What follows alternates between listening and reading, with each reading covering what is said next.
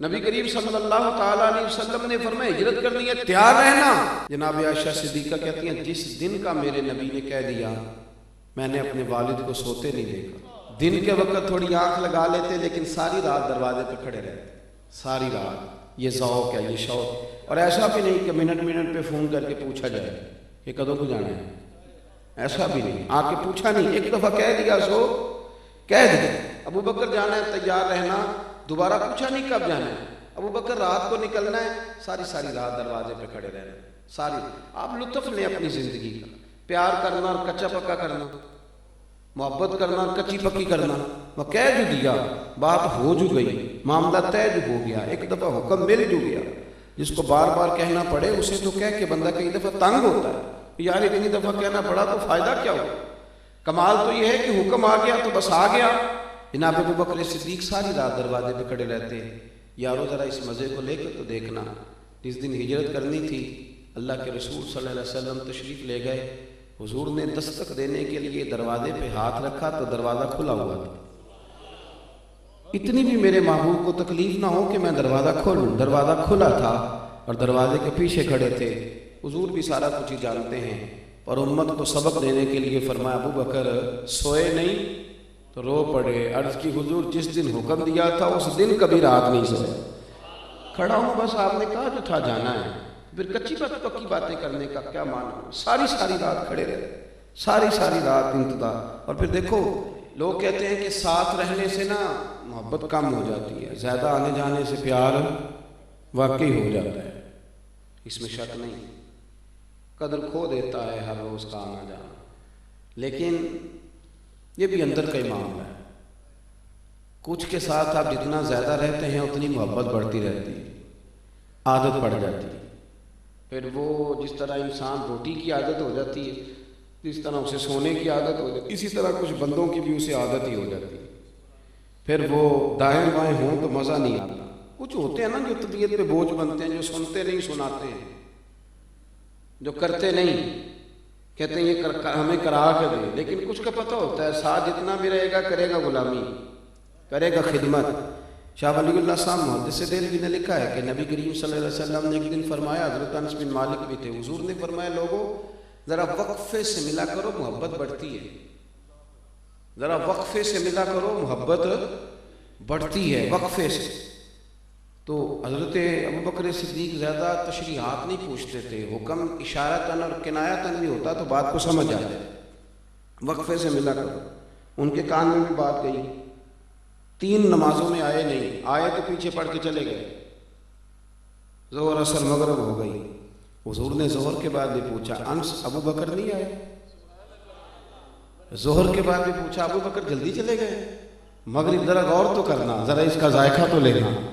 تیسری دفعہ پھر پوچھا ابو بکر صدیق یار یہ کیا بات ہوئی کہ تیرے ساتھ کو بندہ ملنے سے ہاتھ کترائے، یہ کہنے کے کہ فلانے کا نخرہ بڑا ہے تو ذرا اپنا ہی تربیت صحیح کر لے، یہ بات کہنے کو کہ فلانا مجھے منہ نہیں لگاتا، تو منہ بنائی اس طرح کا کہ لگایا جا سکے۔ سامنے والے پہ طنز کرنا آسان ہے لیکن اپنی تربیت کرنا مشکل ہے۔ اپنی ٹریننگ کریں، دیکھیں بڑے سارے لوگ ہوتے ہیں جن کو بندہ کہتا ہے یار کبھی مل جایا کرو، مثل تعویذ ہوتے ہیں کچھ لوگ، وہ جب بھی ملتے ہیں شفا ہوتی ہے، لیکن بوجھ بننا طبیعت پہ۔ 3 نمازیں گزر گئی، ملاقات نہیں ہوئی۔ کریم محبوب صلی اللہ علیہ وسلم نے تیسری دفعہ پوچھا تو حضرت انس کہتے ہیں میں پہنچ گیا، میں نے جا کے ابو بکر صدیق سے کہا کہاں گھوم رہے ہیں آپ؟ 3 دفعہ حضور پوچھ چکے۔ جناب صدیق ایک بار دوڑے آئے، حضور حکم ہو، کہاں تھے؟ اور حضور لفظ ادا کر رہے تھے تو آنکھوں میں آنسو بھی چمک رہے، کہاں تھے صبح سے، کہاں تھے؟ جناب صدیق اکبر نے گھٹنے زمین پہ رکھ دی اور ہاتھ باندھ دی، عرض کی یا رسول اللہ میں قربان جاؤں، میری کیا جرت ہے، میں کیا بتاؤں کہ صبح سے میرا وقت کتنی مشکل میں گزرا ہے، پر محبوبہ وہ آپ نہیں تو فرمایا تھا ذرا وقفے سے ملو تو محبت بڑھتی ہے۔ تو حضور نے تھپکی دی کندھے پہ، میں نے کہا تھا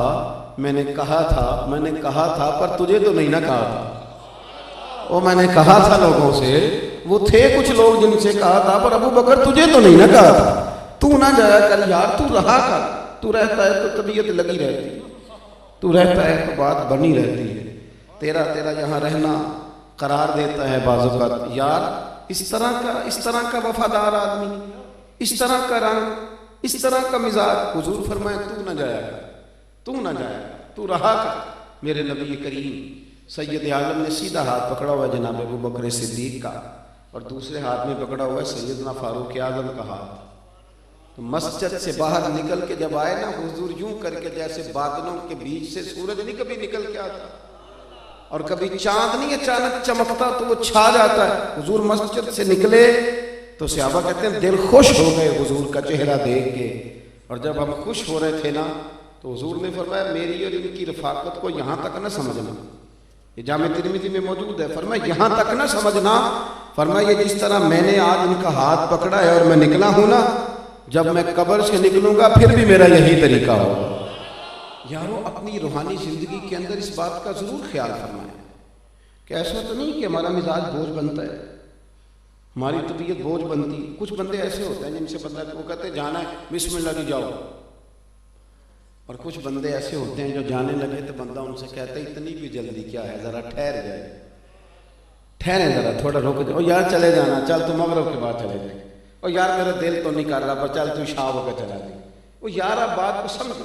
کہا حضور نے یہ رفاقت جو یہاں ہے یہ یہاں تک نہیں، بلکہ فرمایا جب میں قبر سے نکل کے محشر کے میدان میں آؤں گا تو پھر بھی سیدھے ہاتھ میں ابو بکر صدیق کا ہی ہاتھ ہوگا، پھر بھی اس ہاتھ میں فاروق اعظم کا ہاتھ ہی ہوگا.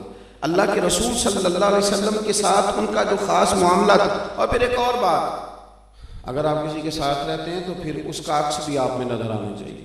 آپ کو بتانا نہ پڑے کہ میں کس کا مرید ہوں، کس کے پاس رہتا ہوں، کس سے میرا تعلق ہے. خوشبو جو ہوتی ہے نا وہ بتاتی نہیں اپنا آپ، خوشبو بتایا نہیں کرتی، خوشبو آیا کرتی ہے. خوشبو کا کام ہے آ جانا، اسے کبھی بول کے بتانا اسے نہیں بتانا پڑتا. آپ کے لفظ بتائیں گے، آپ کی ترتیب بتائے گی، آپ کا مزاج بتائے گا، آپ کے ساتھ وارفتگی. ایک ہمارے بڑے بہترین شاعر ہیں، میں کبھی کبھی دوستوں سے بات ہوتی ہے تو میں ان کو کہتا ہوں اللہ سلامت رکھے آپ کو. تو کئی دفعہ کچھ جملے زبان پہ زیادہ چڑھ جاتے ہیں. تو ایک بچہ میرے ساتھ ہوتا ہے ہمارے درس نظامی کا، وہ طالب علم اکثر میرے ساتھ ہوتا ہے. تو وہ فون ایک دن آیا تو میں نے اس کو تھما دیا. تو وہ بڑے عجیب قسم کے آدمی ہیں، شاعر ہے. میں بچے سے کہا میں نے پیر صاحب سے بات کرنی ہے. تو بچہ کہنے لگا اللہ آپ کو سلامت رکھے، حضرت صاحب تو مصروف ہیں. وہ کچھ دنوں کے بعد مجھ سے ملے تو کہنے لگے وہ کاکا دے میں نے بخاؤ. وہ میں نے کہا جی مسئلہ کیا ہے، خیریت ہے؟ کہنے لگے مجھے لگتا ہے واقعی آپ کے ساتھ رہتا ہے. میں نے کہا کیوں؟ کہنے لگے اس کے تو لفظوں میں بھی وہ باتیں اتر آئی ہیں جو آپ اکثر بیان کرتے ہیں. تو وہ تو اتر آئے ہیں جملے بھی، تو وہ دکھائیں. میں کہ ہوں نہیں میں تو بخانا جی ایڈا پیارا ہو گیا تو میں نظر لوا بابا. تو وہ بھی عجیب تھے، کہنے لگے میں نے اس گل کا بھی مزہ ہی آیا. آپ میری بات کو سمجھیں کہ آپ کے جملوں میں، آپ کے اٹھنے بیٹھنے میں، آپ کے چلنے میں. حضرت صدیق اکبر حضور کے ساتھ مکہ شریف سے مدینہ طیبہ آئے. بخاری شریف میں موجود ہے، دیگر سیرت کی تمام کتابوں میں آپ کو ملے گا. جب آئے نا تو حضرت ابو بکر صدیق کے کپڑوں کا انداز بھی وہی تھا جو میرے محبوب کا انداز تھا. بولتے تھے تو انداز گفتگو میں بھی پوری غلامی کرنے کی کوشش کرتے تھے. اور سر پہ امامہ باندھا ہوا تھا تو پیچ بھی اسی طرح کے تھے جس طرح کے نبی پاک صلی اللہ علیہ وسلم. بلکہ یہاں تک بعض شارحین حدیث نے لکھا ہے کہ بعض اوقات پگڑی باندھتے ہیں تو کوئی ایک آدھ پیج ڈھیلا رہ جاتا ہے. تو کہتے ہیں جو اس وقت حضور کا ڈھیلا رہ گیا تھا نا وہ ان کا بھی ذرا ڈھیلا ہی تھا. تو اسی لب و لہجے میں بات کرتے. تو مدینہ طیبہ جب آ کے بیٹھے نا سرکار کے ساتھ تو حضور کے جلووں کا عکس بھی ہمیشہ رہتا تھا. آ کے جب بیٹھے حضور کی عالی مرتبت بارگاہ میں تو مدینے کے بہت سارے لوگ تھے جنہوں نے حضور کی زیارت نہیں ہوئی تھی. اب وہ کیا کرتے، کچھ تو آتے حضور کی دست بوسی کرتے اور بیٹھ جاتے، اور کچھ ایسے آتے جو آ کے دست بوسی حضرت ابوبکر صدیق کی کرتے اور حضور سے معاذ اللہ سلام نہ لیتے اور بیٹھ جاتے. چونکہ وہ جلوے نظر آ رہے تھے نا ایک جیسے، تو لوگوں کو سمجھ ہی نہیں آ رہی تھی آقا کون ہے، غلام کون ہے. اپنے آپ کو ڈھال جو لیا تھا، اپنے آپ کو نا اس لہجے میں ڈھال دیا تھا نا، تو من چھدی تے من تو چھدم. چلو آ گئی یہ گل تے بارت شادی بھی کاری لے لیں. اب آ گئی ہے نا بات تو حضرت بلے شاہ کی بھی ہو ہی جانی چاہیے. ان درویشوں کا ایک مشترکہ مسئلہ ہے، وہ کہتے ہیں کہ رانجا رانجا کر دی نہیں میں آپ پہ ہی رانجا ہوں. ان رانجا یا کھن ساری میں ہیر نہ آکھے کوئی اور میں رانجے وچ رانجا میں وچ غیر خیال نہ کوئی، کیونکہ رانجا رانجا کر دی نہیں میں، ہو جاتا ہے کیا کریں، صبح شام جب ایک کی جو بات کرنی ہے، ایک کی بات کرنی، اسی کے گیت گانے، اسی کے گھر کا ذکر کرنا، اسی کے غلاموں کی بات کرنی، پھر ہو جاتا ہے رانجا رانجا کر دی نہیں میں ہوں آپ پہ ہی رانجا رانجا یا کھن ساری میں نے عید نہ آکھے کوئی، اللہ اکبر۔ وہ سارا رنگ روپ اٹھنا بیٹھنا چلنا لوگوں کو دھوکہ ہونے لگا، تو ابو بکر صدیق سمجھ گئے، یہاں بھی سیانے تھے نا، یہاں کچھ تو بن کے بیٹھ جاتے ہیں کہ چلو گل بن گئی ہے تو پھر انہوں بنی رہن دو، لیکن یہاں بھی سمجھدار تھے، کہنے لگے نا بھائی یہ بات نہیں ٹھیک، اٹھے کندھوں سے چادر اتاری اور رسول کریم کے سر اقدس پر نہ یوں کر کے تان دی، گرمی تھی سایہ ہو گیا، بس پتہ چل جائے لوگوں کو کہ سایہ کرنے والا کوئی غلام ہے اور جن پر چادر تانی جا رہی ہے وہ آقا ہے۔ تھوڑی دیر اب لوگوں کو پتہ چل گیا کہ یہ ہیں حضور سید عالم، اب سارے ادھر ہی آتے، سارے ادھر، سب لوگ اپنا اپنی بات کرتے ہیں، اپنی اپنی بات کر۔ ہمارے استاد گرامی جس دن یہ حدیث بیان کر رہے تھے انہوں نے عجیب بات کر دی، کہنے لگے دیکھو نا مدینے جائیں تو جو سلام کرتا ہے نبی کریم کو، پھر وہ دوسری سلام حضرت ابو بکر صدیق کو کرتا ہے، اور گنبد خضرا کے سائے میں جناب صدیق ایک پر آرام کر رہے ہیں، وہ فرمانے لگے مجھے لگتا یوں ہے، مجھے محسوس یوں ہوتا ہے کہ جس دن جناب صدیق اکبر نے چادر کا سایہ کیا تھا نا، اسی دن حضور نے وعدہ کر لیا تھا کہ تو نے تھوڑی دیر کے لیے سایہ کیا ہے، میں قیامت تک تیری قبر پہ گنبد خضرا کا سایہ کر دوں، اور سایہ رہے گا گنبد خضرا، قیامت تک سایہ رہے گا گنبد۔ عزیز دوستو، اپنی وفاؤں کو ہمیشہ مجتمع رکھا اور کوئی شے سامنے نہیں آنے دی، رستے میں کوئی شے، دولت بھی نہیں آئی۔ سارے لوگ حضرت ابو بکر صدیق کی شان میں بڑا بڑا کچھ بیان کرتے ہیں، مصنف ابن ابی شیبہ کی ایک حدیث ہے، مجھے رلا دیتی ہے، میں کبھی اٹھتا ہوں اس کو پڑھ کے، کبھی بیٹھتا ہوں، کبھی پریشان ہو جاتا ہوں، اس طرح بھی ہوتا ہے۔ ایک جملہ ہے، بس وہ مزہ تو لینا ہوتا ہے اپنے باطن کے زور پر کہ آپ کسی چیز کا لطف کتنا لے رہے ہیں، سامنے والا کتنا بھی زیادہ برکھا برسا رہا ہو، پر اگر آپ اندر سے ہی بنجر ہیں تو پھر تھوڑا اندر سبزہ اگانے کی کوشش کریں، باہر تو بارش برس رہی ہے۔ حضرت ابو بکر صدیق کے بارے میں ایک فرمان ہے میرے نبی پاک کا، وہ عرف آخر ہے۔ حضور سید عالم علیہ السلام فرماتے ہیں میرے پاس بڑے لوگوں کا مال آیا اور میں نے خرچ کیا، بڑے لوگوں کے پیسے آئے اور میں دین کے رستے پہ لگائے، بڑے لوگ، سننا ذرا لفظ، کریم رسول فرماتے ہیں بڑے لوگوں کے آئے میں نے لگائے، لیکن فرمایا جب ابو بکر صدیق کے پیسے آئے ہیں تو فرمایا ابو بکر کے جب پیسے آئے ہیں تو یہ پیسے میں نے اپنے سمجھ کر خرچ کیے، یعنی مجھے اتنا مشائبہ نہیں رہا کہ یہ دولت کسی اور کی ہے، کوئی پوچھے گا، کوئی سوال کرے گا، اور یارو آپ سمجھو تو صحیح، میں تو مالک ہی کہوں گا کہ ہو مالک کے حبیب، یعنی محبوب و محب میں نہیں میرا تیرا، فرمایا اس کے پیسے تو میں نے اپنے سمجھ کے خرچ کی۔ اب دیکھیں نا، حضرت کعب بن مالک نے کہا یا رسول اللہ میں اپنا سارا مال اللہ کے راستے میں دینا چاہتا ہوں، سارا۔ حضور نے فرمایا نہیں، چوتھا حصہ، 3 حصے گھر والوں کو دو۔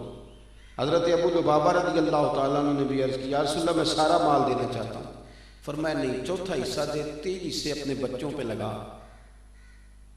جس دن حضور نے اعلان کیا نا کہ بھئی آج کل غربت ہے اور جہاد کا بھی وقت آ گیا، قحط پڑا تو لاؤ، حضرت عمر کہتے ہیں میں نے اس دن 2.5% نہیں 50% دینے کا ارادہ کیا۔ کتنے فیصد؟ 2.5% والے بابا اوکھے ہی، ہاں زکوٰۃ دینا، توبہ توبہ توبہ، کہتے ہیں میں تھوڑی تھوڑی سارا سال ہی دیتا رہتا ہوں، کٹھی رقم دینی پڑتی ہے تو مشکل ہوتی ہے۔ میں کہ جب کٹھی لینی پڑے پھر تو نہیں نا مشکل ہوتی، کٹھی لینی پڑ جائے تو پھر تو نہیں کوئی مشکل ہوتی، پھر تو کوئی مسئلہ نہیں نا، پھر 6 اکاؤنٹ ہوتے ہیں اس میں تھوڑی تھوڑی جمع کرا لیتے ہیں، لیکن کٹھی دینی پڑ جائے پھر ذرا مشکل آ جاتی ہے۔ حضرت ابو بکر صدیق رضی اللہ تعالیٰ عنہ تو بھی آنے والے تھے، جناب عمر فرماتے ہیں کہ میں نے نا آدھی رقم، یہ بہت بڑی رقم ہے، آدھی جائیداد، اس کو چھوٹا نہیں سمجھے آپ، یعنی 50%، اور فرماتے ہیں ہر شہر رکھ کے میں نے ماپی، اور مجھے پتا تھا کہ ابو بکر صدیق کے کاروباری حالات آج کل ٹھیک نہیں، یہ مجھے پتا تھا، باقی معاملات بھی میرے سامنے تھے، قحط تھا، میں نے کہا آج میں جیت جاؤں گا۔ آپ فرماتے ہیں میں سارا مال لے کے گیا، اب میرے حضور کے پوچھنے کا انداز بھی، نبی کریم نے فرمایا عمر کیا لے کے آئے ہو؟ عرض کی یا رسول اللہ 50% لے آیا ہوں۔ آپ فرماتے ہیں ابھی حضور خوش ہو رہے تھے، دعا دے رہے تھے کہ ابو بکر بھی آ گئے، سر پہ ٹوپی کوئی نہیں، پیروں میں جوتا کوئی نہیں، ٹاٹ کا لباس پہنا ہوا، ماڑا بندہ نہیں، چودھری ہے، زمانے کا چودھری، کروڑوں میں کھیلنے والا، پر تینوں لب دیاں ہن آپ گواچے، سانو اپنی خبر ہی نہ کوئی، ساتھوں پارے ککھ گلیاں دے، آخ دے لوگ شدائی، کہتے وہ سارا کچھ ہی بوریے کا لباس پہنا، حاضر خدمت ہو گئے۔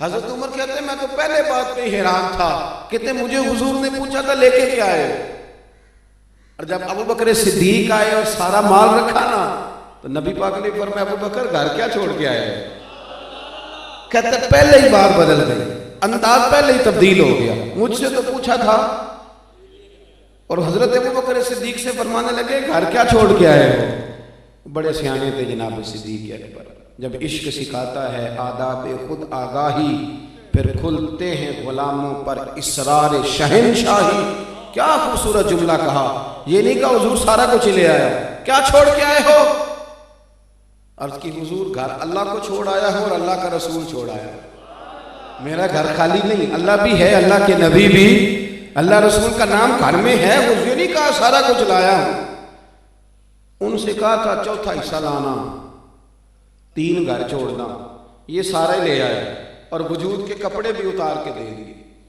نماز پڑھا کہ میں تیمل دیکھا، میں نے کعبہ بھول گیا، میں نے بھول گئی یعنی سب سوم صلاتاں، ایک کو یار دا فکر پہ آئی، ہر شے لے کے رکھ دی، قربان جاؤں کریم محبوب کے۔ حضرت ابو بکر صدیق نے گردن جھکائی ہوئی ہے، ٹاٹ کا لباس ہے، حضور فرمانے لگے ابو بکر آپ کے آنے سے پہلے جبریل آئے تھے، انہوں نے بھی آج ٹاٹ کا لباس پہنا، میں نے پوچھا ہے جبریل یہ کون سا لباس ہے، فرمایا یا رسول اللہ آج ابو بکر نے پہنا ہے تو رب کو پسند اتنا آیا ہے کہ سارے فرشتوں کو یہی جوڑا پہنا دیا ہے۔ اب میرے نبی کریم علیہ السلام نے فرمایا ابو بکر ایک سوال بھی آیا ہے تیرے لیے، تو انہیں جواب دینا ہے، حضور حکم کرے، فرمایا رب فرماتا ہے تو سارا کچھ لے آیا ہے، تو نے ٹاٹ کا لباس پہن لیا ہے، یہ بتا تو اس حال میں اپنے رب سے راضی ہے کہ ناراض ہے، تو راضی ہے کہ ناراض، حضرت صدیق اکبر کی تو چیخیں نکل، عرض کی حضور میں کون ہوتا ہوں یہ فیصلہ دینے والا، حضور میں بڑا ہی راضی ہوں، حضور میں بڑا راضی ہوں، میں اللہ کے رب ہونے پہ راضی ہوں، آپ کے نبی ہونے پہ راضی ہوں، اسلام کے دین ہونے پہ راضی، حضور میں بڑا ہی راضی، یارو ہر شے دے دینا، اور پھر پورا کوئی شے رکاوٹ نہیں بنی۔ اگر بیٹا آیا بدر میں تلوار لے کے تو ابو بکر صدیق تلوار لے کے سامنے کھڑے ہوئے، اس نے ایک دفعہ کہا ابا جی آپ آ گئے تھے، پھر میں نے باپ سمجھ کے چھوڑ دیا، ورنہ میری زد میں تھے، چاہتا تو مار دیتا، فرمایا پتر اچھا ہوا تو نہیں میری تلوار کی زد میں آیا، میں تجھے پتر سمجھ کے معاف نہ کرتا بلکہ اپنے محبوب اور دین کا مخالف سمجھ کے قتل کر دیتا۔ والد نے بڑے بڑے اپنے والد کے فرما بردار تھے، تابعدار تھے، بڑے ٹھنڈے تھے، میٹھے تھے، پر ایک دفعہ والد نے حضور کے بارے میں کوئی بات کی تو ابا کے منہ پہ بھی تھپڑ مار دیا۔ کوئی بندہ نہیں مانتا تھا کہ ابو بکر تھپڑ مار سکتے، کوئی بھی نہیں مانتا، لوگوں کو سمجھ ہی نہیں آ رہی، یہ ہو ہی نہیں سکتا۔ والد نے آ کے شکایت کری، ابو بکر نے مجھے مارا ہے، حضور بھی خاموش ہو گئے، تبصرہ نہیں کیا، فرمایا بلاؤ نا ابو بکر، سارا بھید حضور جانتے تھے نا، سارا بھید، کریم رسول نے بلایا، حاضر خدمت ہوئے، اور جب سامنے تو کھول کے روئے، روتے جا رہے ہیں، روتے جا رہے ہیں، روتے جا رہے ہیں، تو حضور نے فرمایا ابو بکر یہ میں کیا سن رہا ہوں، باپ کو مارا، پھر ایک ہچکی لی، پھر روئے، عرض کی سونیا انہیں کہیں تلوار لے کے میرے ٹکڑے ٹکڑے کر دیں، میں سی نہیں کروں، ابا کو کہیں خنجر پکڑے میرا گلا کاٹ دے، لیکن ایک بات اسے کہیں خیال رکھے یہ میرے رسول کے بارے میں بات نہ کرے، یہ مجھے مارے، مجھے کاغا ایک تن سارا ہی کھائیو تے میرا چن چن کھائیو ماس، پر میرے دو نین نہ کھائیو پہلو پیا ملن دیاس، اسے کو کاٹ ڈالے سارا وجود حاضر ہے لیکن آپ کے بارے میں بات نہ کرے۔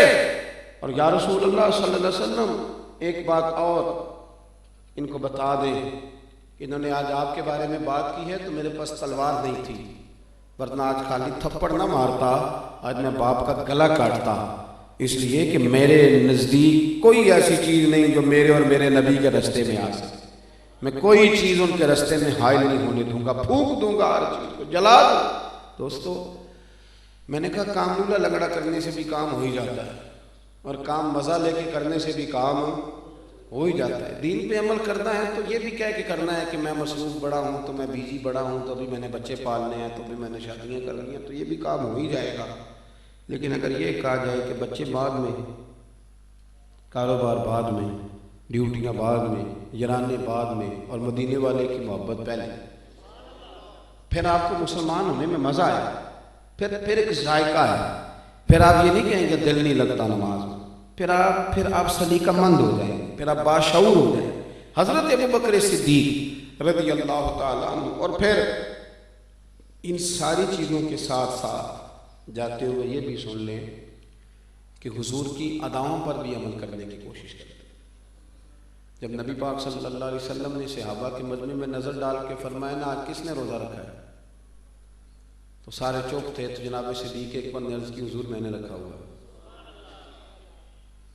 پھر نبی کریم صلی اللہ علیہ وسلم نے فرمایا آج کسی نے مسکین کو کھانا کھلایا، سب چپ تھے، تو ہاتھ ابوبکر صدیق نے کھڑا کیا، عرض کی حضور آپ نہ پوچھتے تو میں نہ بتاتا، میں نے کھلایا۔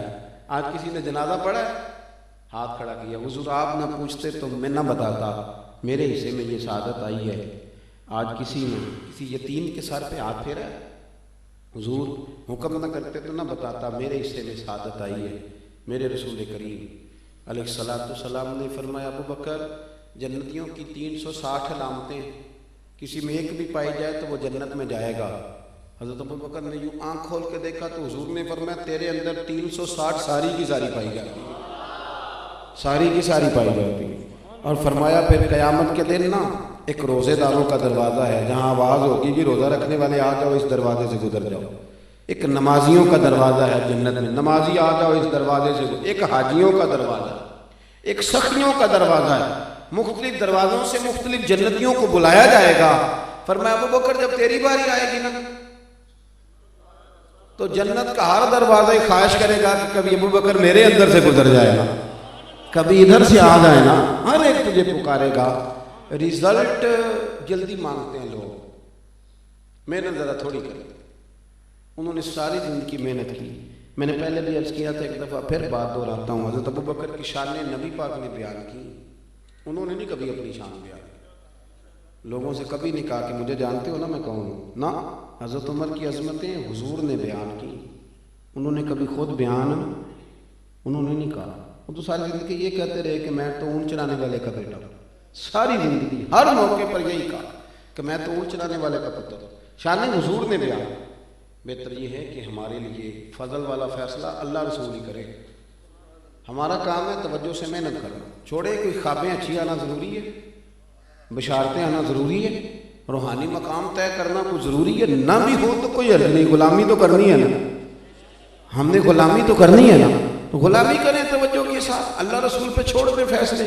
ہمارے بہت سارے لوگوں کو بشارت کی ضرورت ہوتی ہے، بشارت بھی ہو جائے گی پر ذرا ٹائم لگتا ہے، تھوڑا وقت لگتا ہے، وہ ساری چیزیں ہو جاتی ہیں، لیکن یہ جو کہتے ہیں نا سویرے ٹھیک ہو جاؤں، اس طرح نہ کریں۔ اپنی زندگی سمیٹ کے، ٹانگوں کو، ہاتھوں کو، زبان کو، آنکھوں کو، روح کو باندھ کے اچھی طرح جکڑ پوری طرح باندھ کے نا اسے تو پھینک دے نبی پاک کے قدموں، اور جو حضور کے فیصلے ہیں وہ کرنا شروع کر دیں۔ نہ اپنی مرضی سے ہاتھ ہلائیں، نہ پیر ہلائیں، نہ آنکھیں کھولیں، نہ زبان کھولیں، حضور کی غلامی میں پھینک دیں۔